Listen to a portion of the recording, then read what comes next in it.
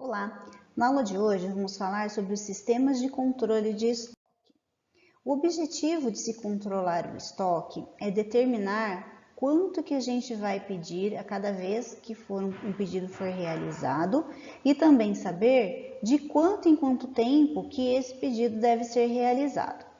A natureza das demandas impostas aos itens do estoque é fundamental, ou seja, se o item que nós estamos controlando em estoque, ele tem uma demanda dependente de algum outro item, ou se ele tem uma demanda independente. Então, nós vamos ver um pouquinho mais sobre isso na sequência. Demanda dependente. Então, a demanda dependente, ela é influenciada por um outro item que é mantido em estoque. São itens como componentes ou insumos para um produto ou um serviço. Então, vamos supor uma montadora de veículos. Então, a montadora, ela vai montar um determinado modelo de carro. A gente sabe que para cada carro nós precisamos de 5 pneus, os 4 pneus e mais o pneu reserva.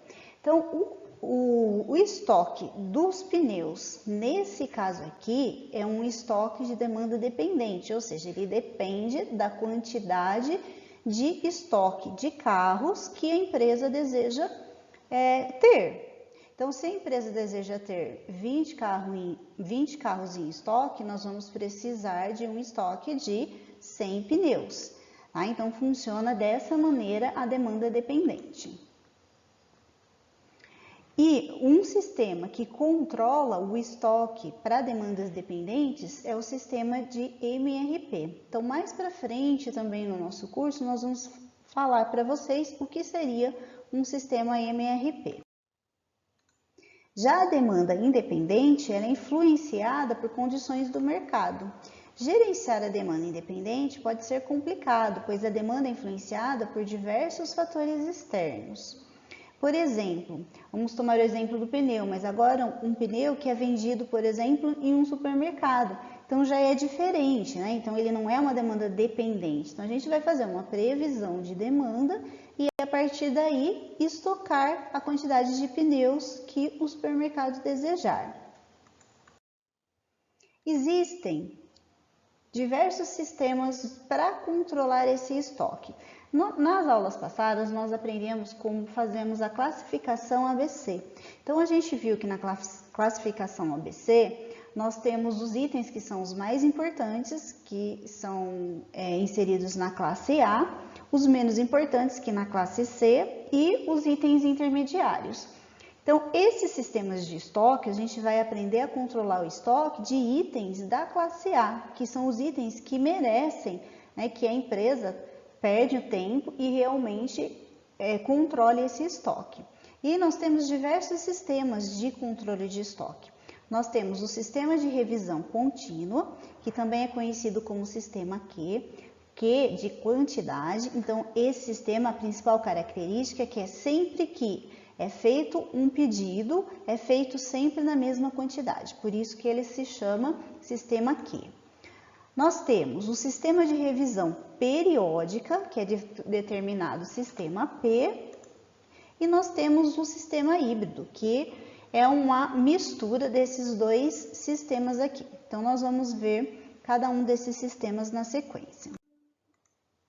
O sistema de revisão contínua também é conhecido como sistema do ponto de recolocação do pedido, também conhecido como sistema de quantidade fixa. Ele acompanha o estoque remanescente de um item cada vez que uma retirada é feita, a fim de determinar as necessidades de reposição. Então, como que funciona esse daqui? Nós temos o estoque de um determinado item e toda vez que nós vamos retirar esse item do estoque para utilizá-los na produção, é verificada a quantidade que ainda fica desse item em estoque. E a partir dessa quantidade, verifica se há ou não a necessidade de realizar um novo pedido desse item. As revisões, elas são feitas com frequência, por exemplo, uma vez por dia, e muitas vezes continuamente, logo após a retirada de cada item. A cada revisão, então, é tomada uma decisão sobre a posição de estoque de um item. Se a posição for julgada muito baixa, o sistema emite um novo pedido. Então, é emitir um novo pedido daquele item. A posição de estoque, conhecida como PE, ela vai medir a capacidade de um item satisfazer uma demanda futura. Então, essa demanda ela é determinada por meio de previsões.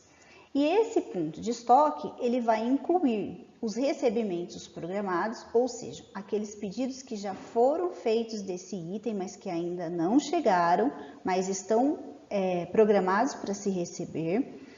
Ele leva em consideração o estoque disponível daquele item e leva em consideração se temos pedidos em atraso também desse item.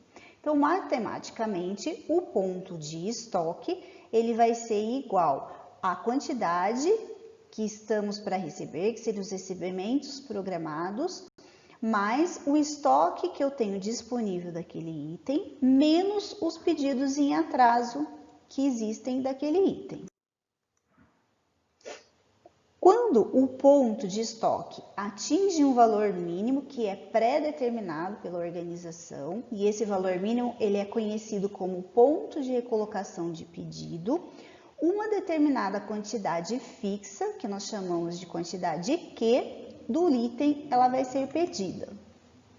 O intervalo entre os pedidos ele pode variar, portanto, o Q ele pode ser baseado no leque, que nós já aprendemos, então a gente pode calcular qual será essa quantidade de diversas maneiras. Uma delas seria por meio do leque.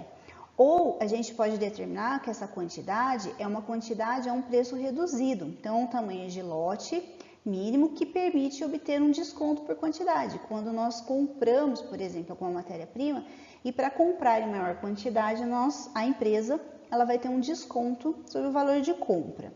Pode depender também do volume de uma carga, por exemplo, como um caminhão cheio. Então, eu sempre vou comprar cargas que lotem um caminhão para minimizar, por exemplo, o meu custo de transporte. Ou alguma outra quantidade que é selecionada pela administração.